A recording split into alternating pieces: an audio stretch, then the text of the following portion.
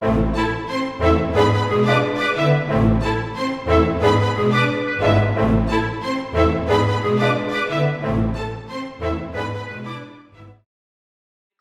we are going to get started. If everybody could please mute themselves, we will be taking comments and questions later in the presentation, but for now, if everybody could be muted, that would be really helpful. For those of you who don't know me, my name is Jean Stephen. I'm the founder of Good Things in Life. I am incredibly grateful and very happy to be in partnership with Linda Kahn and Jack Pierpoint from Inclusion Press to co-host this event, this presentation by Yeiter. We're going to start with a land acknowledgement, and a land acknowledgement, for people who are unfamiliar, is a way of recognizing Indigenous history in North America in particular, although there are other areas of the world like Australia where this is very relevant. And we want to acknowledge and learn and recognize the cultures and histories of Indigenous people. And we honor those histories, and we need to counter the narratives of discovery and colonial power, which is why, which is one of the many reasons why we start with a land acknowledgement. So I'm going to start with the land acknowledgement for where I am in Leeds and Grenville, which is the traditional territory of the Anishinaabeg, Huron-Wendat, Haudenosaunee, Iroquois, Oneida, and Haudenosaunee St. Lawrence Iroquois peoples. And this territory is covered by the Upper Canada Treaties. We are going to begin this event by acknowledging that we are meeting on Aboriginal land that has been inhabited by Indigenous people from the beginning. And as settlers, we are grateful for the opportunity to meet here, and we thank all the generations of people who have taken care of this land for thousands of years. Long before today, as we gather here, there have been Aboriginal peoples who have been the stewards of this place in particular, and we acknowledge and identify the stewardship that has happened. We recognize and deeply appreciate the historic connection to this place, and we also recognize the contributions of Métis, Inuit, and other Indigenous peoples have made, both in shaping and strengthening this community in particular, and our province, our country, and our world as a whole. As settlers, in particular in Canada, this recognition of the contributions and historic importance of Indigenous people must also be clearly and overtly connected to our collective commitment to make the promise and the challenge of truth and reconciliation real in our communities, and in particular to bring justice for murdered and missing Indigenous women and girls across our country. And whether you are calling in from a place where Indigenous stewardship and history is relevant, or whether perhaps you're calling in from a place where perhaps you are the historic people of that area, we all are in one capacity or another from Turtle Island, the world, and can appreciate the stewardship of Indigenous people. So I'm coming here today from a short history, a short friendship with Yeiter that started and has continued in sort of a circular motion of connectivity and networking, which many of us can relate to. So it was Jack who originally reached out to me and said, there's this guy named Yeiter and he wrote a book and it's really, really good. And I think you should read it and have Yeiter on the Good Things in Life podcast. And so I downloaded the book, which is available for free from Inclusion Press. We'll put the link in the chat in case you haven't already downloaded the book. And one of the things that really struck me about the book was that Yeiter weaves together really important ideas that matter around supporting people who are labeled as having challenging or difficult behavior, but also what struck me is that he is a powerful storyteller and really communicates the ideas that matter through story in a way that are really relatable and understandable, even when we may be coming to the questions related to supporting people with challenging behavior in a way that has us feeling stumped. And so that really struck me both in my heart and in my mind. And so after I read the book and after I interviewed Yeiter for the Good Things in Life podcast, episode not yet published, I went back to Linda and Jack and said, this idea matters a lot, and we need to get this out here, you know, even more. And so we started talking about how we might support Yeiter to share the lessons that he has learned about listening over the decades of his work and his support of people with disabilities. So I'm going to pass this on to Jack, and Jack to Linda, and Linda to Yeiter, and we will get on with our evening. Thank you very much for coming. Yeah, welcome everybody. Well, just a quickie version, the thumbnail version of how we got here, because I got this rather short, bizarre email from Yeiter saying, I think I have a book. Would you be interested in publishing it? Didn't say much more, but it was strange enough that I thought, okay, that's interesting. So we began an email, and then at great risk to Yeiter, a Zoom chat to explore this book. And he sent it along, and it's really good. So we began a different discussion about how do you print this book? And of course, we're subject to the vagaries of COVID, which has doubled the price of paper and printing. So the prospect of turning out a paper book was going to be pretty high risk and high cost. So I wasn't in Inclusion Press is willing to take risks, but we also have to be sure there's still bread on the table. So we agreed, and remarkably so did Yeiter, that we should publish this book anyway, but publish it as an ebook, free, online.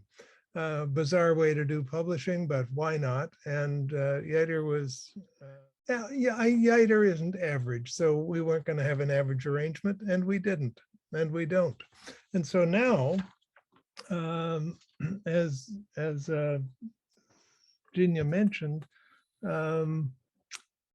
got the podcast, was taped, and then we decided, sort of collectively, this is a good thing. And it's a topic that needs to be shared widely. So you are the guinea pigs for our newest prototype of a jointly created event, and later to be, we trust, we're going to have a book club with this, and it's a new idea. So we hope you'll join in on that. And of course, during the pandemic, we couldn't have the Summer Institute, so we invented ourselves something we called Ideas That Matter, and we did a number of online sessions for people so that people could join in and learn with each other. And so this is the newest and freshest ideas are Ideas That Matter from Inclusion Press. And so here we are, and welcome, and over to Linda. Yeiter, one of the things that we really appreciate about this work and the opportunity for people to hear your stories and begin to get to know you and the lessons in listening is the deep relationship-based way that you have approached this, and the stories that we haven't heard, that we all get to hear together this evening. We're really excited to hear, and we want to be able to settle in to listen to you. I've thought about one of my descriptions of you would be that you have held some of the deepest curiosity, and that you listen with the eyes and ears of your heart. And we are so looking forward to this evening. And I want to just highlight that we'll be hearing from you, and then we'll have an opportunity to just talk a little bit about the upcoming book club and how people register. And then we'll have some Q&A. And I want to encourage people to actively use the chat this evening. You can make notes and reflect, and you may raise questions or hear a point that you want to comment about, and We encourage you to be active in the chat. We've encouraged Yeiter not to look at the chat at all. So that's something that our co-hosts will do, and we are really delighted to be doing this with Eugenia. And to you, with that, drum roll to you, Yeiter. Okay, so I just wanted to thank Linda, Jack, and Genia for, well, it's just been, writing the book was an interesting process for me, and I actually never intended it to really seriously be published, and I kept getting encouragement. I wrote it as sort of a way to think about the work that I'd done over the years, but it's been an amazing process of getting involved with Jack at first, going back and forth and editing the book, and then meeting Genia, and then having them support this idea of talking about the book online, which I've been, to be honest, pretty resistant to, the whole idea of Zoom and web-based kinds of things, but I've been getting encouraged and educated about it, and we'll see. This is my maiden voyage in this sort of a webinar. Or is this what you call this even? I don't really know. So I wanted to thank you guys for supporting me in this, and as well, just before I start telling stories, I wanted to acknowledge that the ideas for this book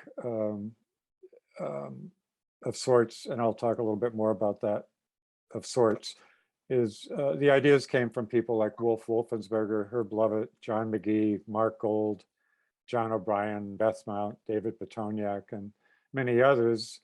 And the children and adults that I've worked with over the last 50 years who have taught me the even deeper lessons that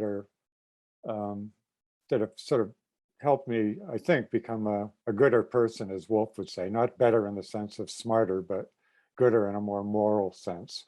And to, hang on to things like my own vulnerability and insecurity, and listen to people a little closer.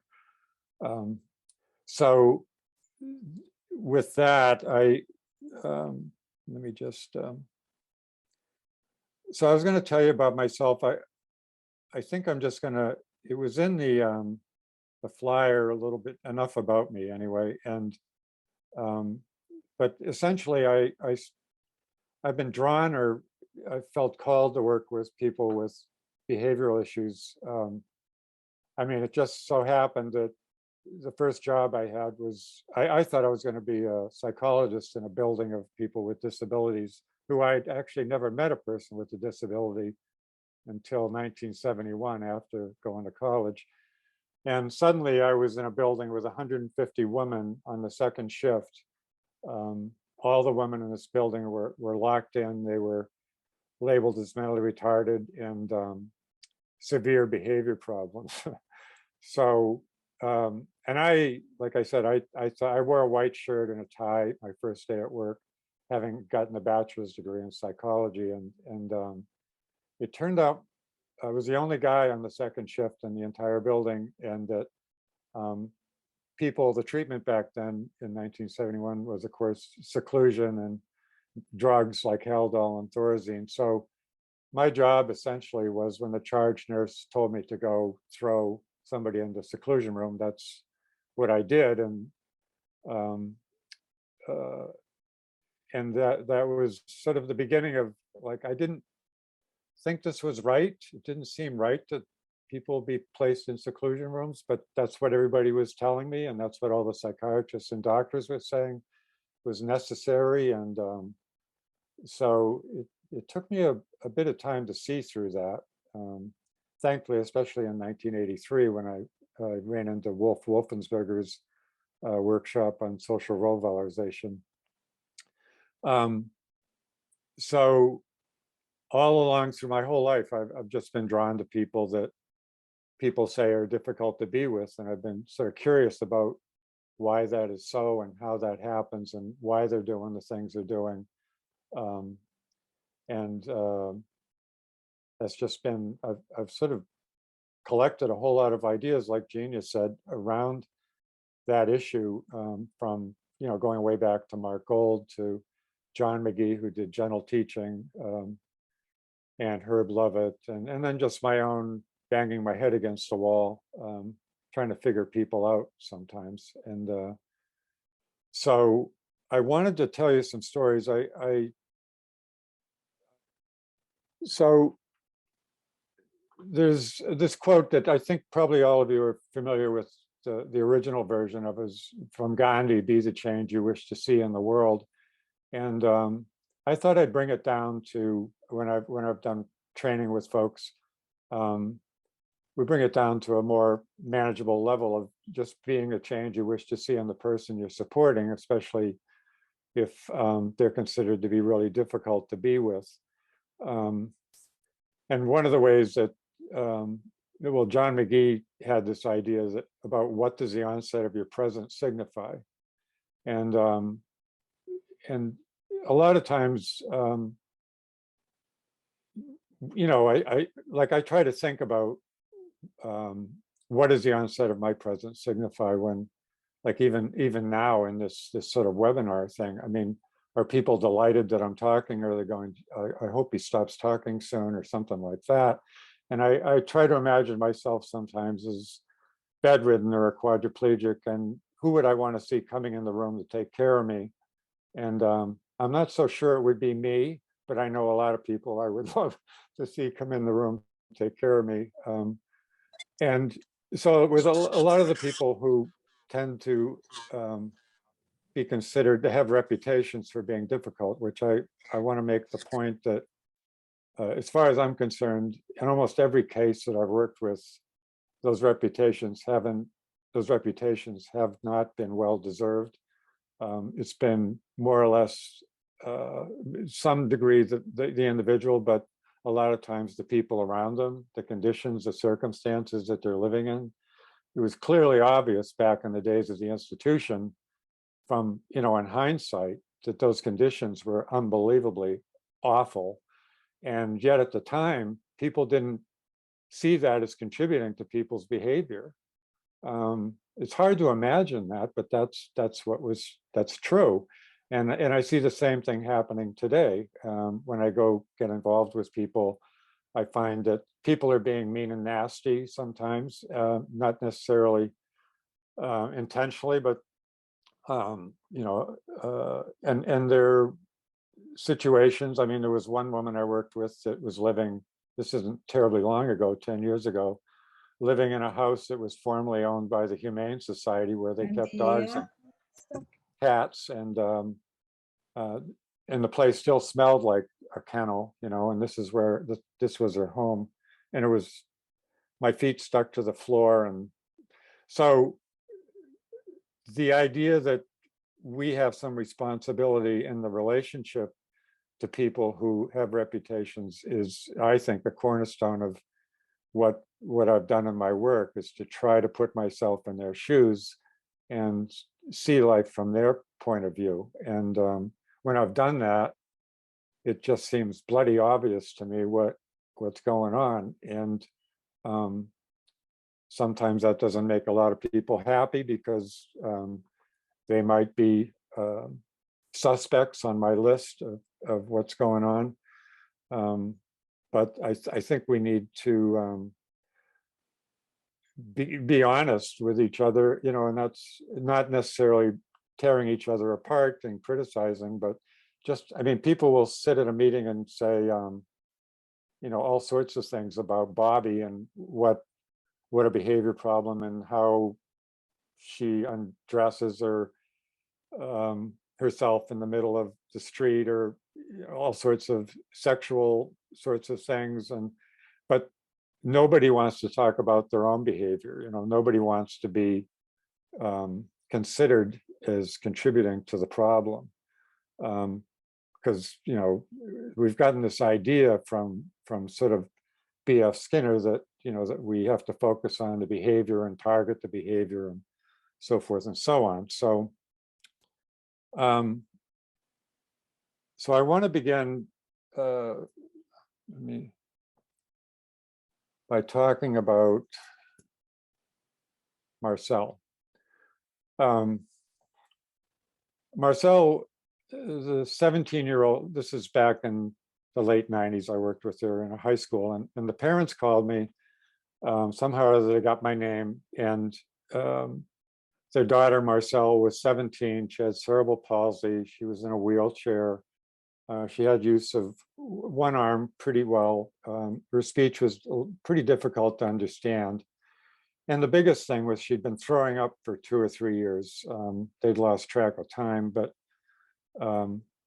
she had every test and saw every professional medical professional that could be seen about this issue, and there was no physical reasons for her to throw up. And at this point, the doctors were trying to convince the parents that she needed a J tube or a G tube. I think it was a J tube.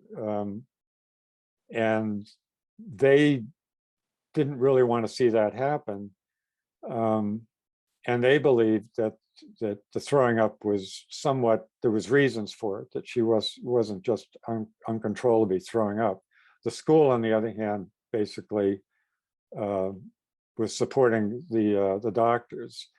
So we had to meet. I went down and I met with the family and the school, and told them that I'd be willing to take a look at this situation, and as long as I could do videotaping, which is getting harder and harder to do over the years because of HIPAA and all that. And they agreed, and it was a one-day observation. And I'm just sort of going to give you a rough idea of what I saw. So this is Marcel at the beginning of a school day. Now I sort of gave it away telling you she's 17, but if you were to look at this picture, I don't see a 17-year-old girl. I mean, this was in a high school. I did manage to walk around and see what other 17-year-old girls looked like, and they weren't wearing this kind of outfit, and they weren't playing with dolls. So that's one particular issue, right? For those of you familiar with social role valorization, there's this stereotype of people with disabilities as a child. And of course, children play with dolls, and they don't go on dates, and they don't go to college and so forth like that. And the expectations are generally a lot lower for them. And they get treated when they're seen as children like this, and they're treated. And if I had the video to play for you, I mean, people were talking to Michelle like in that sort of goo goo gaga voice, oh, Michelle, you look so cute this morning. So, and the parents, I had to talk somewhat with the parents about her physical appearance as time went on, to help them understand this issue as well. But here she is at school, and it's the beginning of the day. And then of course the universal, I don't know if they have this in every country, but circle time. This is big, I think, amongst the elderly now as well. A lot of times I don't know what day it is, so maybe I need circle time, but it's just, it was hard to watch, actually. I mean, Barbara, who's the teacher here, who, by the way, has been a special ed teacher for 25 years, she let me know this repeatedly. I think she was a little nervous about me being there observing her, but oh well. And she kept asking Marcel what day it is. It was just, Marcel's 17 years old, and it was a very low bar being set here and the other kids that were in this particular class, which, by the way, this room was where Marcel spent the entire day except for lunch. So that's circle time. And then this is actually, again, pulled from a video, and Marcel is hitting Barb and grabbing her sweater, trying to bite her. And these are all the bad behaviors that were reported about Marcel. She's in a stander, and I was never exactly clear about it. I guess, I mean, I never saw Marcel trying to walk, but apparently this was good for circulation or her legs, but she's sort of a prisoner in this thing, you know, she can't get out of it. And you can see on the board, so she's learning how to spell her name. She's in the 11th grade, and Barb's been her teacher, by the way, since she was in the 1st grade. And I talked to Barb after this, and Barb's been trying to teach Marcel how to spell her name for 11 years. And Marcel still hasn't gotten it, supposedly. And so there is an M down, but Barb would keep saying, what's the next letter? And as I was watching this, I'm thinking, Marcel's not wanting to do this, and she's trying to, in some way, tell Barb that she doesn't want to do it. And Barb's ignoring her, like almost admirably from a behavioral perspective, not giving any signs that it's bothering her, that Marcel's hitting her. But, you know, if we understand behavior as communication, then there's a problem here as well. And that Marcel's not being listened to. And there's also the problem of questionable teaching practice. I think if somebody doesn't learn how to spell their name in this particular way for, I don't know what's a reasonable period of time for those of you that might be teachers, but I think I'd try something else, or I'd let it go and do something else. So that was, you know, there was lots of little things like this through the days. I haven't captured all of them that I think were pretty irritating to Marcel, judging by her behavior. And so vomiting class is what I call this. And Marcel would have a snack, and it was pretty predictable that she would throw up after that. So she'd be wheeled into another room, and you can see down here in the lower right-hand corner, there's a green pitcher held by the aide who would be ready to catch the vomit. And Barb is basically, where was I? Oh, so Marcel was basically, again, trying to say, this is stupid, I don't want to do it, and trying to pull the glove off of Barbara. Now, and typically, I went in on another day when they didn't expect me, and they would wear plastic clear raincoats with a hood on them and a mask, like we're wearing these days, and the gloves. And, you know, for when Marcel would be vomiting. And then there was also a point where Marcel started rocking back and forth in her chair, like she was just getting really upset. And so they actually have a harness on the wheelchair and strapped her in so she couldn't do that, which I think that's used when she's being transported in the bus, but I saw it as a form of mechanical restraint, and was not too happy. I let Barb know that I really didn't think that was necessary, but that's another story. So, and this would happen several times a day, by the way, this vomiting procedure that they had. And this is the end of the day, where she goes home. She gets to go down the hallway with all the kids, all the high school kids out in the hallways with her doll and so forth. Again, sort of reinforcing the child imagery. So what I did was, and I met with the parents that afternoon to sort of see what's going on at home. And they lived in a pretty beaten up trailer in the woods with a car that it's hard to believe they could actually drive it. Obviously very poor. And essentially, when I was there, Marcel would sit on the floor when her mom was cooking dinner for us all. And Marcel seemed interested in cooking anyway. And so we had a meeting at the school the next day where I sort of asked people, what is Marcel like to do? What is she gifted at? What are her capacities? That's those sort of things, just to get their input in terms of some recommendations that I had around working with Marcel. What could I do that might build on what she was already good at or interested in? And nobody had anything to contribute. It was silent. And so I finally said, well, I think maybe she likes cooking. And because she's at, at her mom's feet when her mom's cooking. And maybe Marcel would be interested in learning how to cook. And Barb said, who would eat what Marcel would cook? And that went, I didn't know, I didn't know what to say, God forgive me, but nobody said a word, and I hope people heard how harsh that was towards Marcel, who wasn't there, which is pretty universal for people with disabilities not to be at their own meetings, even though I asked she'd be there.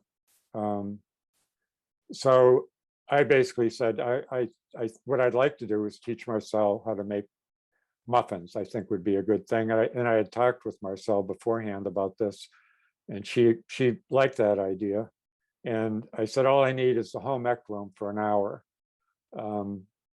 And essentially, to be short about it, that took me a month of talking to get in touch with a home ec room teacher who was not very excited about me using the home ec room with Marcel, whose reputation was all over the school for throwing up. And she told me that I needed to get permission explicitly from the principal, who wasn't at the meeting. That took a while to get a hold of him, and then he passed the ball to the assistant principal, and the assistant principal said if it's okay with the special ed director, so forth and so on. It took me a month to get permission for an hour in the home ec room. So, the system sometimes can be an obstacle. So this is in the midst of, so what I did was just so you know, I didn't know how to make muffins. I had to ask my wife. And so I needed to do something, relatively, I needed to keep it within an hour, from start to finish. And so my wife suggested this particular box recipe deal, and being the simplest thing to do it. And there was a couple of ingredients I had to get for it. I can't remember now, eggs and I wanted to bring everything with me when I went there, but I also wanted to practice, make sure I could actually make muffins myself before I taught Marcel. And I did a task analysis. For those of you that don't know that, that's basically like when you read a recipe, that's a task analysis, but from beginning to end in terms of how the room would be set up and how Marcel would come into it. And also thinking about the kind of prompts that I might use given my observations of Marcel, and things just for me to be mindful of in terms of being joyful and, fun and interesting. The onset of my presence, hopefully being, when Marcel would come in the room, she'd be happy to see me and we'd joke around and stuff. And I wasn't sure, I had no idea if Marcel was going to throw up on me or hit me or whatever at this point. I didn't think so, but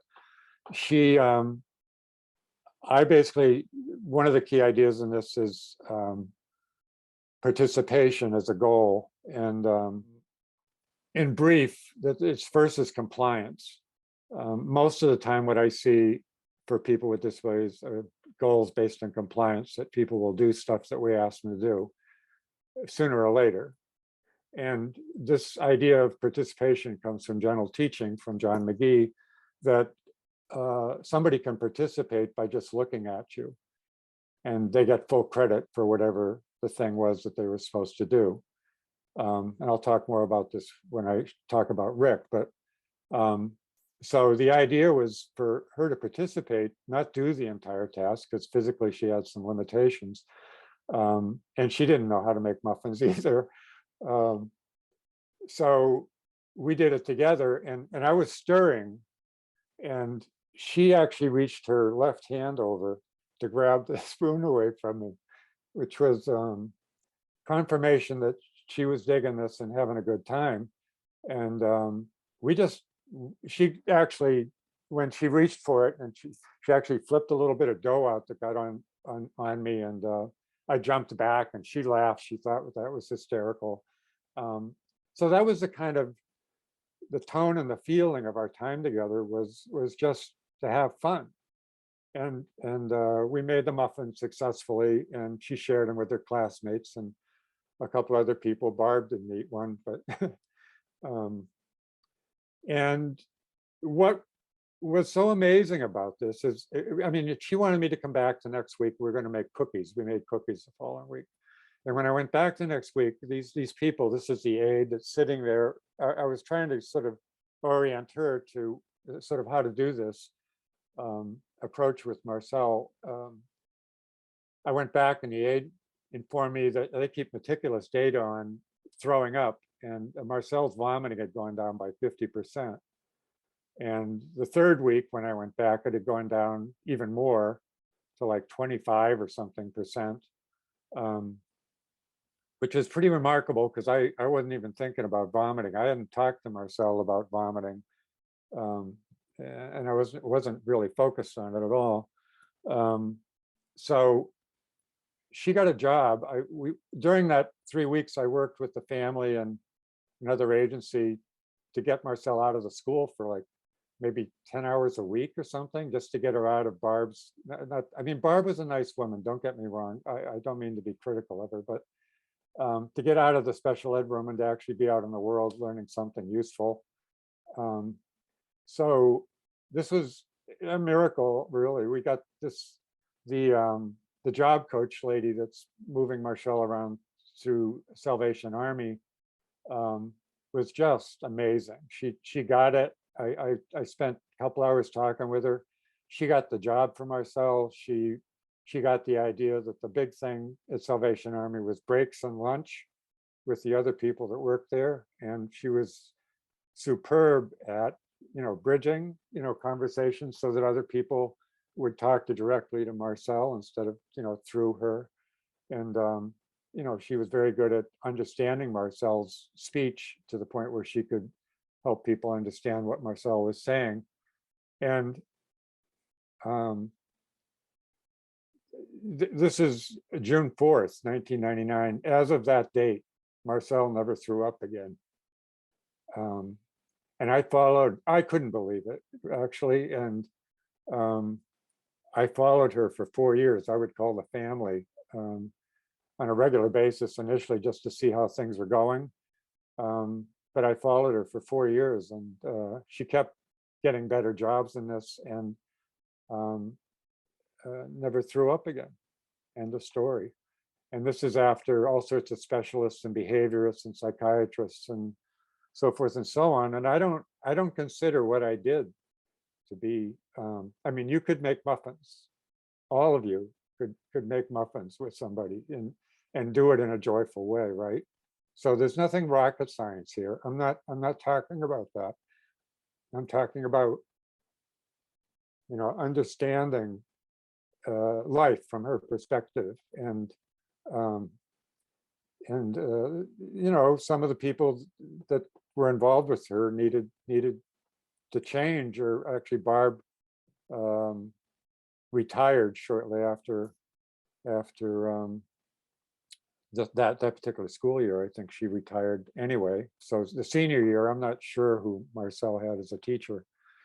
So that's Marcel. Now, so Sean is a young man, 14 years old, with Down syndrome, living on an island with his mom, Kilby, who cleans apartments and houses to make ends meet. And her husband had left her. He was an alcoholic, quite abusive to her and Sean, actually, and had left.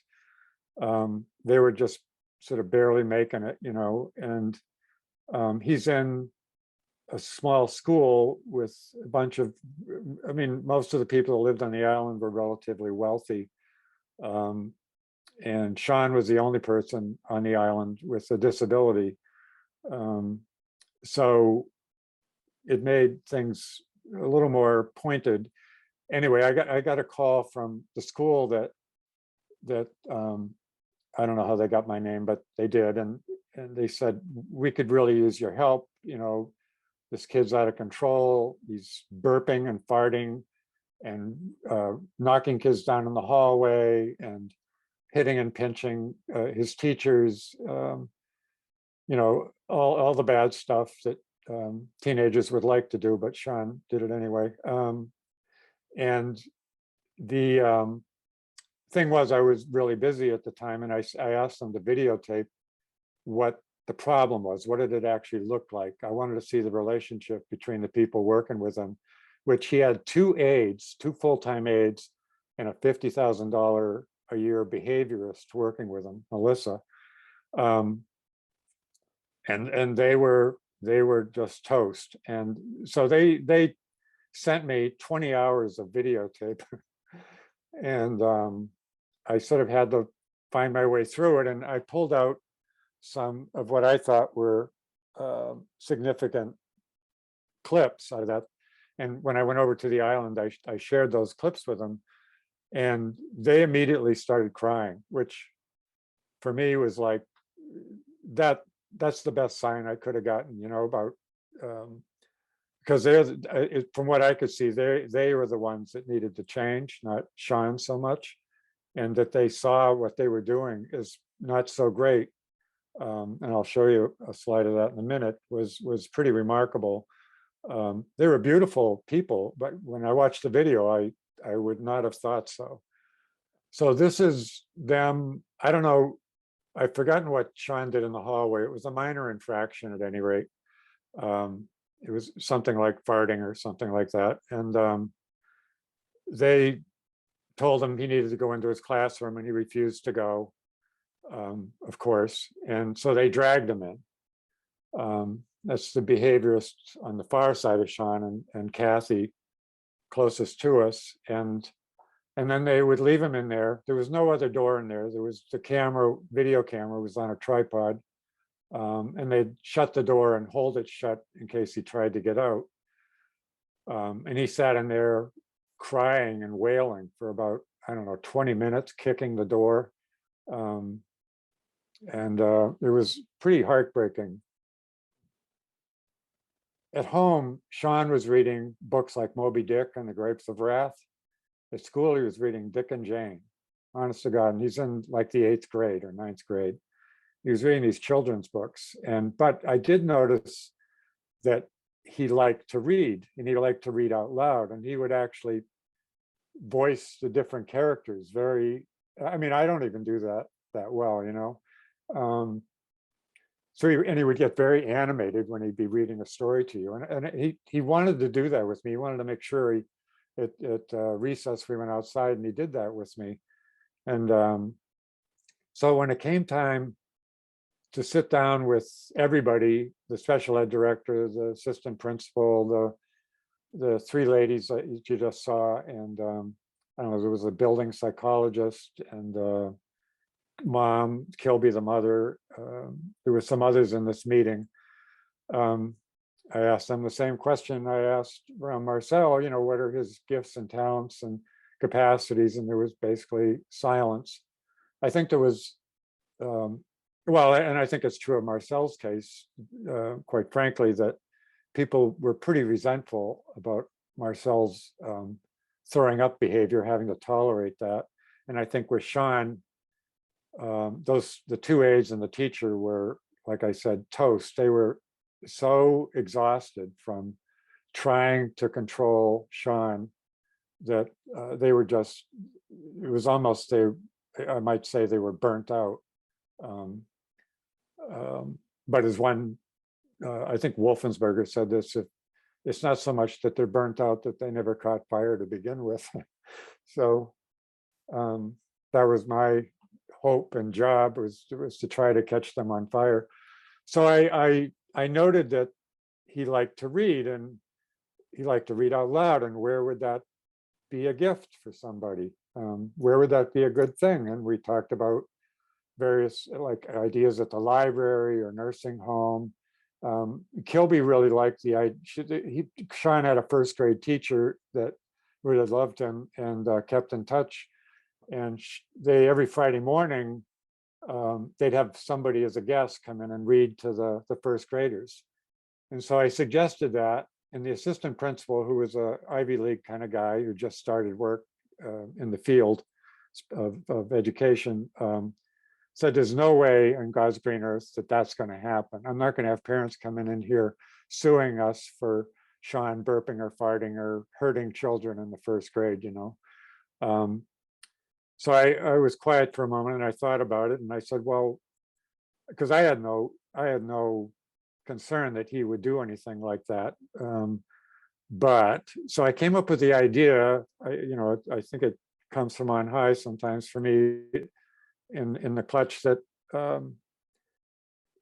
we rehearse it, and we get another kid involved, somebody that Sean might know who didn't mind if Sean burped or farted, and we set up a rehearsal, and he had designated me to be the principal sitting in on this, and I was there, and I got Melissa to be Sean's assistant. Sean was in charge of this time.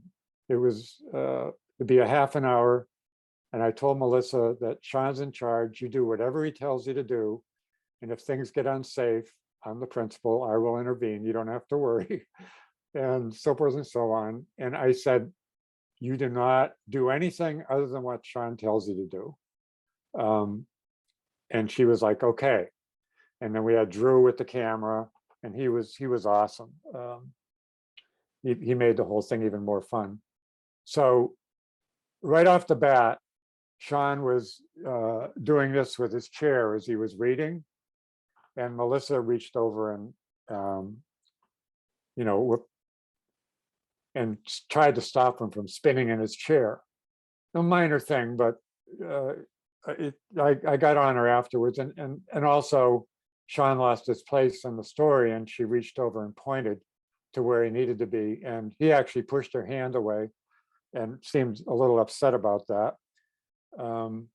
But we managed, and I talked to Melissa afterwards about letting go of this stuff and just being submissive and obedient and compliant and all the jargon that she was familiar with.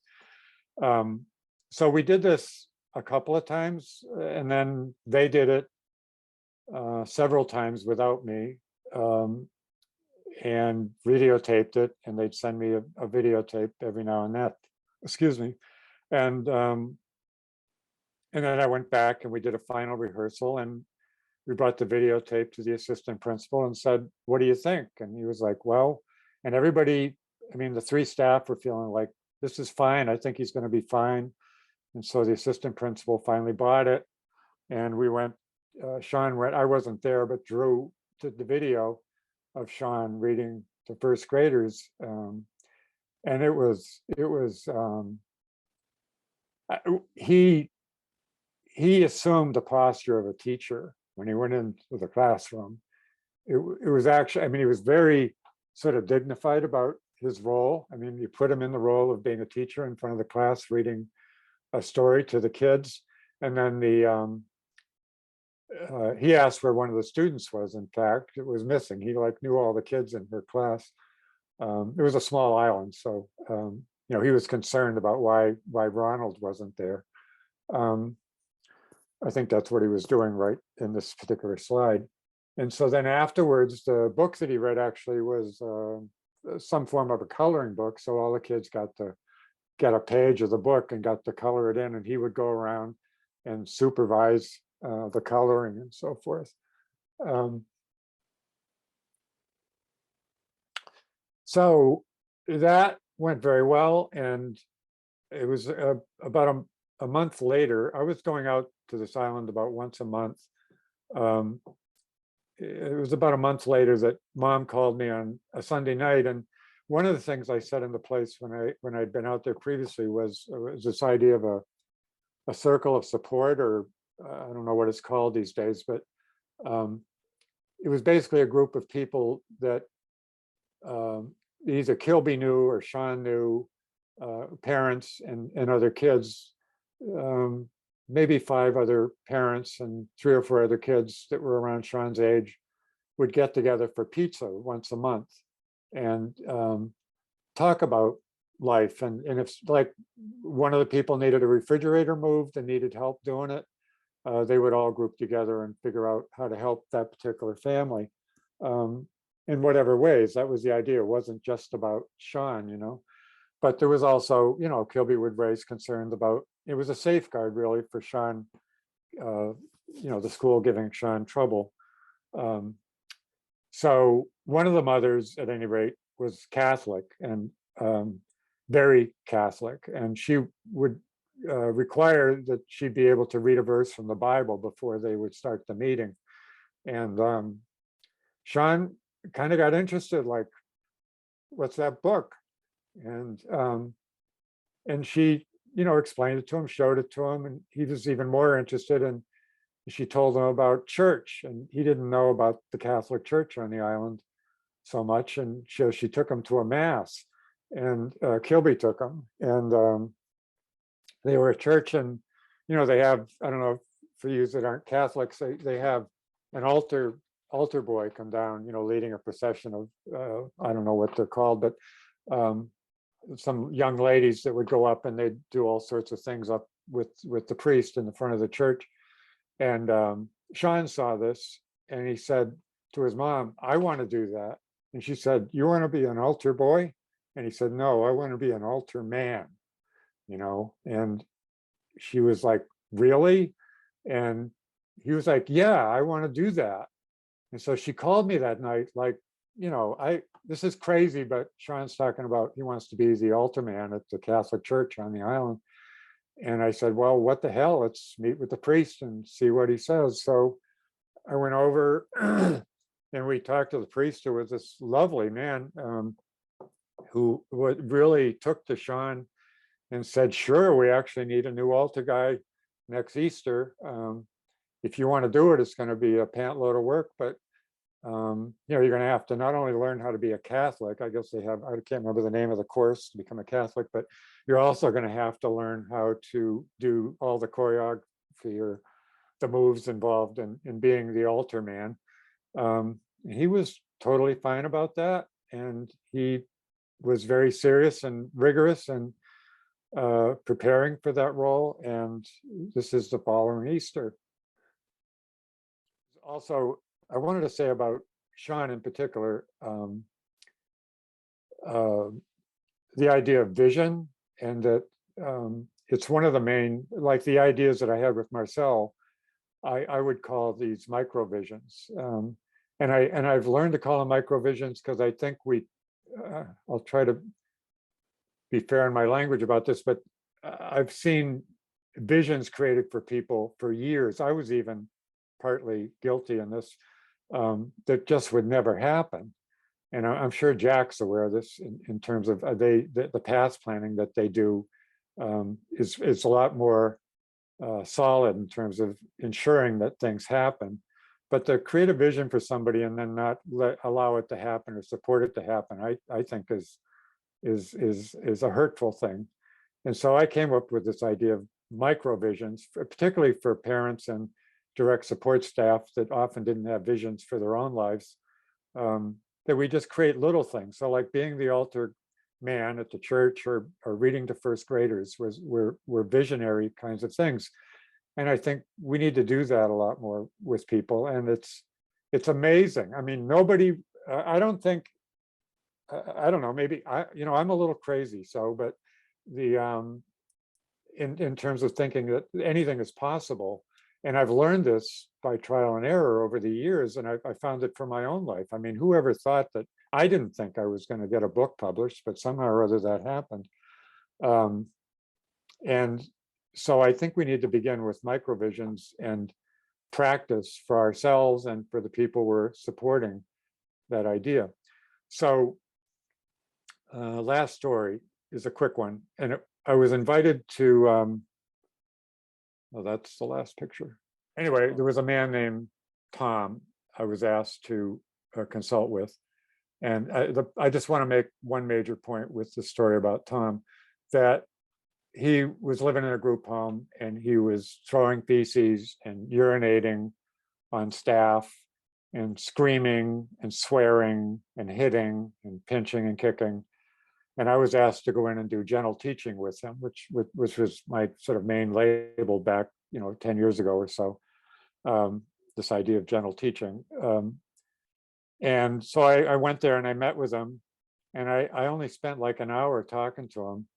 And I discovered that he had been an attorney in Massachusetts and was an alcoholic and got in trouble with the bar association. And for some reason or other, he took off to China, and he married a woman and had kids in China. Was in a motorcycle accident. It was pretty banged up. And then he was in a bicycle accident. He was hit by a car. He ended up in a wheelchair with some brain damage. He was brought back to the United States by his parents, who were pretty, I mean, I think they must have been in their 60s or 70s anyway at this point. He was put in a nursing home in Massachusetts, and he started causing problems there, like big problems, like I just talked about. And so they kicked him out, and they put him in this sort of behavior problem group home up in New Hampshire, where I first met him. So that's a little bit of his history. And if you recall, he had a wife and kids in China. And, there's this idea in person-centered land about what's important to a person, right? For some of you that are familiar with this, what's important for people is health and safety, which is usually what human services does best. But what's important to people, they often don't do so well on this. And what do you think was important to Tom? I mean, if I said to any of you, I'm going to remove your wife or your spouse or your partner and your children from you, what would you do to get them back? So the short of it is I talked to the program manager, I talked to the service coordinator, I talked to the regional director, and all of them echoed the same thing, that's not in their purview. It's not their responsibility. And I said, well, you don't have to take them back to China. You could support them in the cause. You could meet, they wouldn't allow me, because of HIPAA and all this other stuff, they wouldn't allow me to contact the parents directly, because I thought maybe I could talk them into doing something about this. But if you're somebody who is ignoring what's important to him, you're going to get shit thrown at you, like he was doing. And if you're somebody that's supporting him and saying, I don't know how we're going to do this, Tom, but somehow or other we're gonna make this happen for you to be with your wife and kids again. I mean, that's what you would want to hear. That's what I would want to hear. So that's that idea alone has helped me immensely in the work that I've done. And I'll close with that. Yeiter, thank you. And we're hoping to just speak briefly about the book club, where we can meet over 4 sessions and take a deeper dive and share more stories and get into the chapters of the book. And I'm showing you here. We'll get the link in the chat in a little bit. But here's our scheme that thankfully you've agreed to, and that this is the first Ideas That Matter, Lessons in Listening, a book club. And the dates are going to be at this time, Eastern Standard Time of night, from 7 to 8:30 p.m.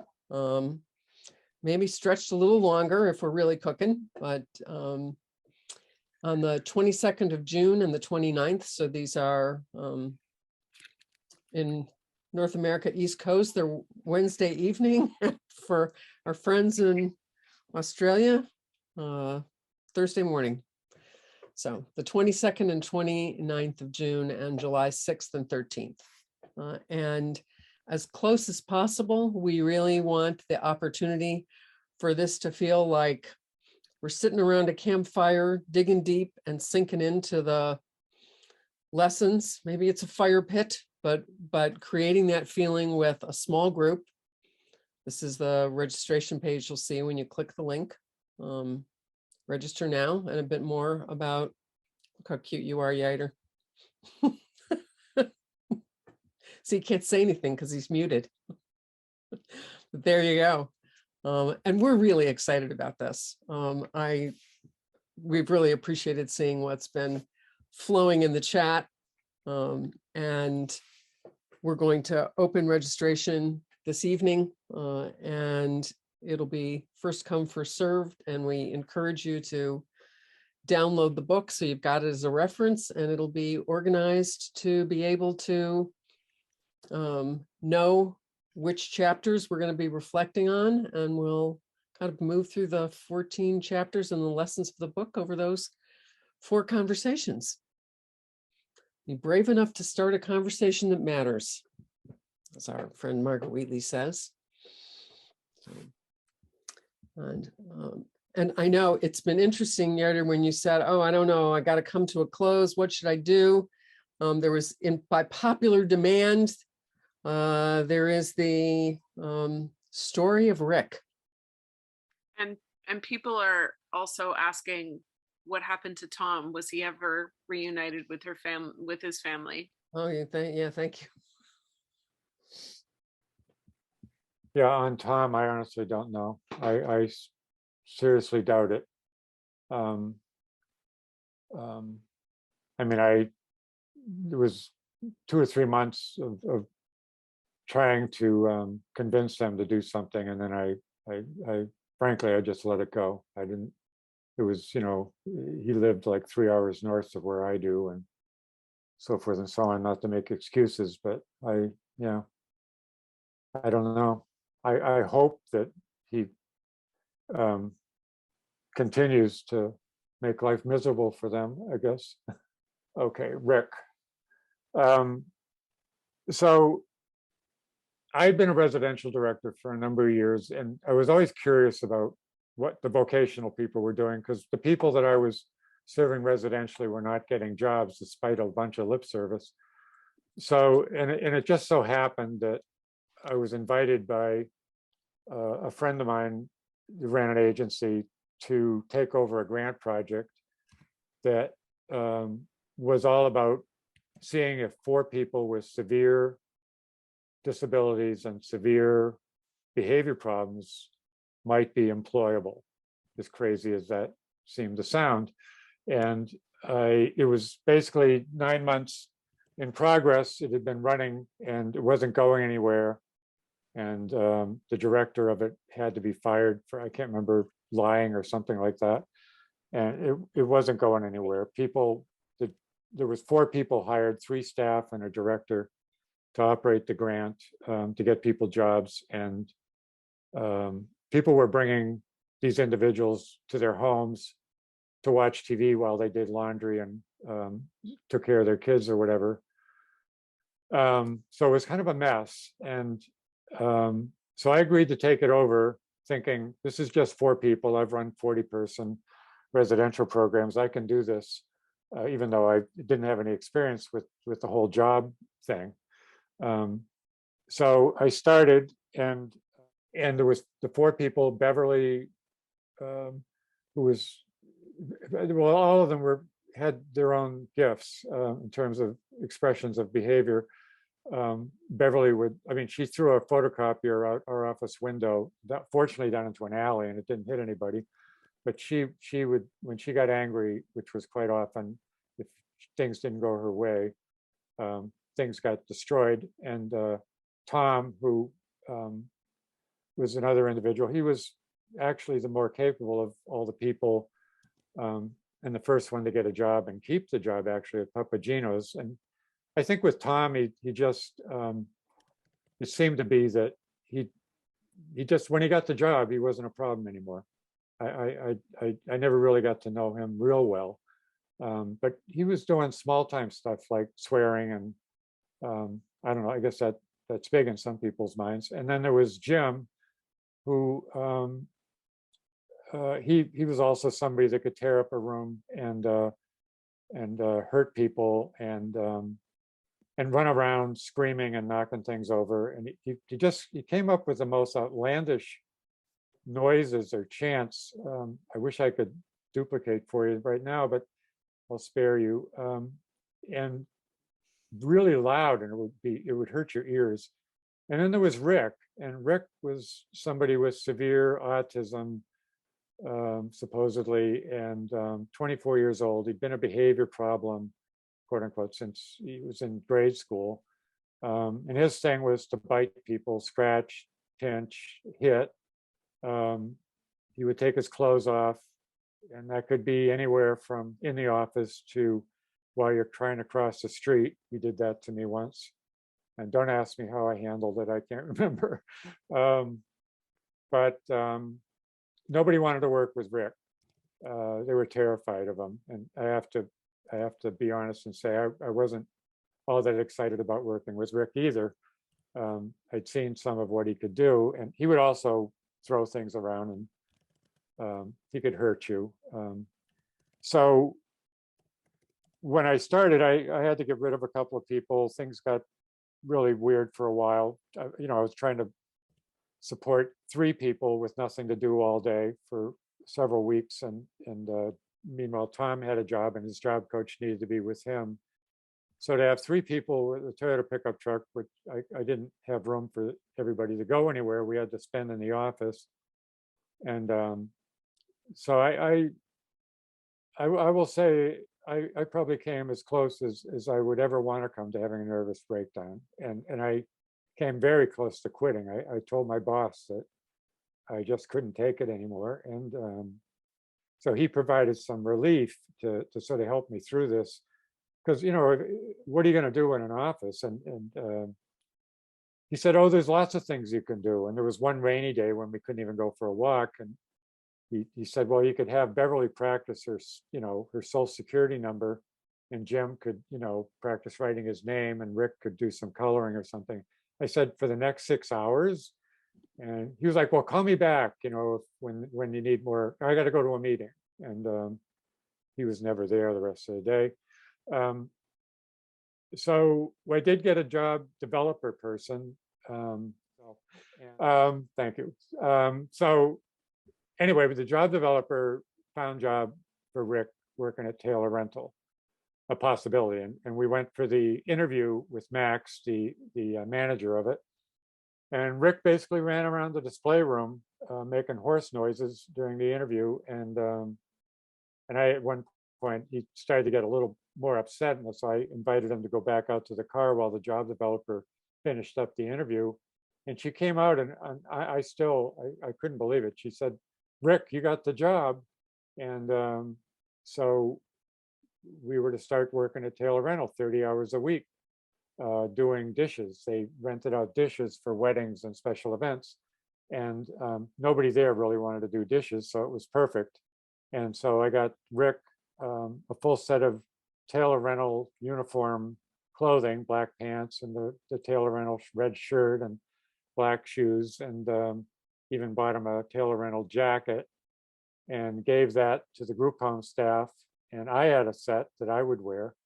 And Monday morning came, and I'm there to pick up Rick to go to work. And he comes out in his, I don't know, it was some sort of Winnie the Pooh sweatsuit outfit and sneakers with his Walt Disney lunchbox instead of the one that I bought him.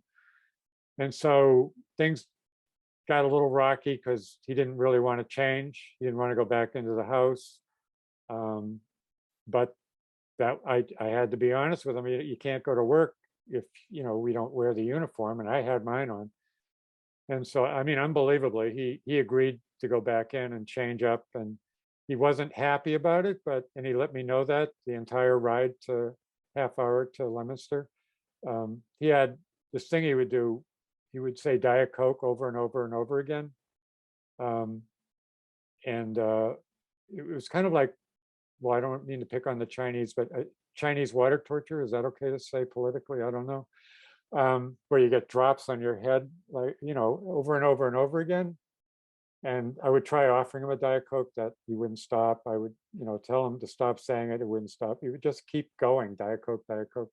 So he did that to me all the way to work that day. So we did get to work. This is his very first day at work. And we're there to do the dishes. Now, the thing about this was that he didn't really want to do the dishes. He wanted to be there, apparently, because he agreed to go. But the dish room was like 30 feet long. The dish machine was at the other end. And Rick decided to plant himself in full lotus posture near the door at the other end of the room. And so we talked about participation earlier, and that came into play again here. So Rick could do the dishes from the other end of the room. He could do it from the display room upstairs. He could do it from outside in my truck if so we wanted to do that. How could he do that? I had to walk 30 feet to get to him and say, Rick, would you like to wipe this dish off, or do you want me to do it? And he would look at me, and I said, that's awesome. You did a great job on this dish, man. Really appreciate it. And I was more enthusiastic than that at the time. And that's how it went. I would go back and I guess in behavior lingo, this would be called shaping. Although the difference here was that if we got stuck at any level, like I might look for a little more than eye contact the next time, like maybe he would say yes or nod his head, or try to reach for the towel I had in my hand, or reach for it and grab it and throw it back at me or something. Would been advanced. We'd be moving forward. But if he got stuck or refused to look at me or anything, then I'd sit down and I'd tell him what a great guy he was, and we'd just sit and chat about the Red Sox or whatever. It was about teaching him that he was safe and that we were going to be fair in this, and to teach him that he was a valued human being, not just a project for me. So, and I'm just getting to know the guy. At one point, he did grab my leg and bite me in the shin, hard enough to hurt, but not enough to, draw blood.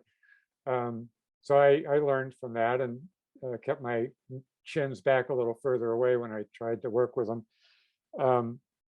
So this process of trying to gain his participation through this 6 hours a day over a period of, I'd say roughly 5 weeks, is what it took to get him to the point where he was doing the dishes with me. And that there was a friend of the manager that came down that's got that dragonfly shirt on. Just that's not me. I was in full uniform taking the picture. And Rick, we actually had a gas doing the dishes. We would play music and joke around, and Rick would pull jokes on me every now and then, pretend like he didn't know what to do, and then demonstrate that he knew damn well what to do and make a fool of me. And I let him, okay, that's fair. And I would give it back to him every now and then. So we're down there in the dish room. And again, with Marcel, doing the dishes wasn't the big thing. The big thing was his connecting to the people at Taylor Rental. So breaks and lunch were mandatory, we'd get in on. And that very first week that we started working there, when Rick was doing the Diet Coke mantra, they hired a new guy, Gary, who was a little rough around the edges. And he came and sat down in the break room, or maybe I think it was lunchtime. And he sat down next to Rick and he said, and Rick started doing the Diet Coke thing. And Gary said, so who's the retard? And I was at a loss for words. I didn't know. I mean, I thought of a lot of great things to say later, but that might have, not been totally offensive. And I didn't want to alienate Gary. So we just let it slide. Nobody else said anything either. I think everybody there knew that that wasn't a kind thing to say. So I didn't really need to say anything, but anyway, thank you. So anyway, this is Gary. Did you see the one with the dishes, by the way? No, we haven't seen any of Rick's photos. Oh, well, this was his first day at work. This is Rick, full regalia. this is Gary, who spoke unkindly about him at the lunch table. And they worked together. Rick learned, he loved to power wash things. I don't know, he took to it. Like he just loved power washing stuff. I mean, I think, you know, there's a certain, I don't want to stereotype males, but, you know, power tools are our toys. And he really got off with the power washing. And Gary appreciated it because Gary didn't like power washing, lawnmowers and all that stuff. This is a picture of Rick finally proof that he was doing the dishes with me after several weeks of agonizing, you know, trying to get him to participate with me in this. You know, he would come over, so steps, you know, he would come over, put the dish in the dish tray, and then he'd go back to the other end of the room. And he after a while, he realized that was too much work. It was easier just to stay over. So he'd pull Lotus near the dish machine, actually, and be willing to stand up if he needed to. That's sort of how that went. And for better or worse, I thought I'd have a newspaper reporter come in and do an article about this because it was going very well. And that's Max on the far left is the owner. He was an incredible supporter of Rick. And that's his daughter, Lori, to the right of Rick, and again, Gary. And Rick, I mean, Max would go to Taylor Rental, had stores all over the place. He'd go to meetings where all the managers would get together and they'd saw this newspaper article and they all wanted to know how they could get one of those people for their store. Max was pretty excited about it, actually. So it goes. We got to the place. I'd been working with Rick there for several months, and one of the jobs that I thought we'd do would be to load tables onto a truck for Max's son, Eric, who also worked there. And they were like 10-foot long conference tables, pretty heavy. I would take Rick and I'd put his hands, I'd have to sort of position his hands under the table because I'd asked him to do it. He didn't know what I was talking about. So I sort of helped him. And he had his hands there, and then I'd run down the other end of the table to go to pick it up, and he'd drop his hands to his side. And so I'd have to go back. It was kind of like a Laurel and Hardy skit or something like that. And I was starting to get a little frustrated, to be honest. And Eric came down, the boss's son, and said, "Hey, Rick, why don't you help me load these tables up and deliver them?" And Rick put his hands under the table, and they loaded those 10 tables into the truck. And Eric said, "You know, do you mind if Rick comes with me on the delivery?" And, you know, I had never let Rick go unsupervised by me, and I'm not sure what the system would have said if they knew that I wasn't supervising Rick for like that 1 hour that I sweated bullets. And they went out and they got Diet Coke and donuts and had a great time and came back. And that to me was a huge sign that I needed to start letting go and get out of the picture a little bit more. And Gary was fine with Rick, and so I had to sort of appeal to my boss to talk to the system about how we could do that, because Rick was considered, one-on-one supervision. That's what we were getting paid for. But it took some arguments back and forth, but we eventually won out. And I could, there was times when I'd go visit other people like Beverly or Jim situations and help with those job coaches, and Rick would be at Taylor Rental with his family, basically. So now, if you really want to know, you want to end on a positive note, or would you like to hear the reality of this? Is that the DMR thought we did such a good job, Department of Mental Retardation, I'm sorry, in Massachusetts thought we did such a good job. After 2 years, they said, "We want you to serve 4 more people like this for the same amount of money." And I said, "We could serve an additional 1 or 2 people, but we can't, if we take 4 more on right away, that we can't do that. It's not going to work." And they didn't listen to us, and they gave the contract to another agency that said they would do that. And within 2 months, Max was calling me going, what the hell is going on with these new people? They're wanting my staff to learn how to do behavior program with Rick. And he doesn't need a behavior program. And he said, I don't know if I can keep doing it. They're driving me crazy. These people coming in here telling our staff what to do. And Rick lost his job. Yeah. So that's the end. But he had a good 2.5 years there. So, well, as much as possible. I mean, what I had to learn a little bit the hard way is that all this stuff, which I generally think is applying to people with disabilities, that's sort of where I started from. Then you get to the parents and the direct support staff that you need to educate. And then there's the system. And at each level, you kind of have to practice what you preach, and these lessons apply to everybody. They apply to, everybody from Donald Trump to the guy that's, in the Soviet Union, in terms of trying to have conversation with people, and learning to listen to them. I mean, there's people like Parker Palmer who've done work in other countries where there was civil war, and you get the two sides together and the two leaders would talk, and he would facilitate it. And they had this rule where I have to tell you what you just said to your satisfaction before you get to talk, or before I get to talk. And people would change sides, and that's one of the most threatening things. People talk about that, is we're more afraid of that than death sometimes, having our points of view changed or challenged, So the system, I just think that there's a lot of people in it that they don't know because they're not with people with disabilities. Right.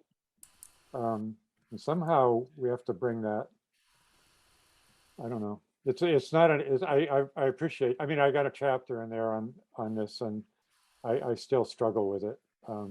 I know that Peter Leidy, actually, he was with us a few minutes ago, has songs about that he sings, about the system. But yeah. Well, Well, thank you so much. I'll be back. Yes, it's so good to see you all here. Let's do this, Yeiter. It's a great point for us all to appreciate the value that's going to come with engaging in this conversation with one another over a series of weeks. We invite and encourage you to join this book club. We're going to take a deeper dive into these ideas and the 14 lessons and more stories, and an opportunity to actively exchange with one another. I'm going to keep the group small, and thank you so much, really, for being here, folks.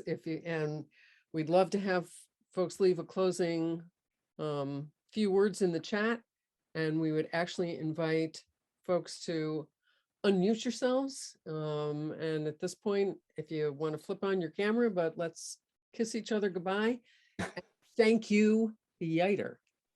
Thank you. Thank you, everyone. Thank you all. Thank you. Thank you. Thank you. Thank you. Is this how you do it? I'm not familiar with it. It's like the Holy Rollers or something. I don't know what you guys are doing. Oh my God. Thanks so much for being here, everybody.